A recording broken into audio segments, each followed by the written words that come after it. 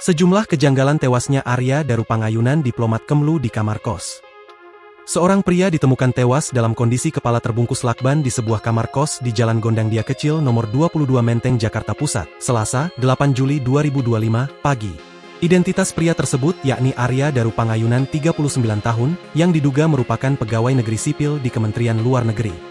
Kematian Arya mengundang tanda tanya besar, pasalnya jasad korban ditemukan dalam kamar terkunci dari dalam, tidak ada tanda kekerasan pada tubuh, dan tak satu pun barang dinyatakan hilang.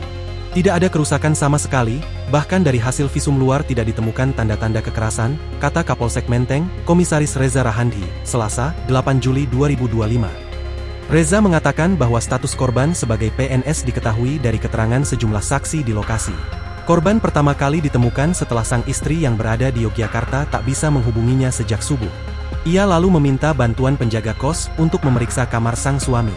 Setelah dicek dan diketuk tidak dibuka, akhirnya kamar dibuka paksa, di dalam ditemukan korban dalam kondisi sudah meninggal, jelas Reza. Kamar korban berada di area belakang rumah yang juga digunakan sebagai usaha vape, tidak jauh dari kediaman mantan Wakil Kepala Staf Angkatan Laut. Jenazah korban kemudian dievakuasi ke RSCM untuk proses pemeriksaan lebih lanjut. Meskipun ditemukan dalam kondisi mencurigakan, polisi belum bisa menyimpulkan penyebab kematian Arya apakah pembunuhan atau bukan. Reza menambahkan pihaknya tengah berkoordinasi dengan keluarga korban terkait kemungkinan dilakukan otopsi. Soal otopsi masih dikoordinasikan dengan keluarga, karena pembunuhan atau bukan itu bisa dipastikan dari hasil otopsi juga, tuturnya. Untuk kepentingan penyelidikan, sejumlah rekaman CCTV di sekitar lokasi telah diamankan.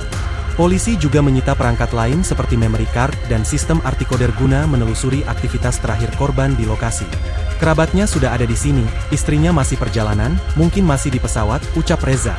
Hingga kini penyelidikan masih berlangsung dan polisi belum mengungkap hasil lengkap pemeriksaan forensik.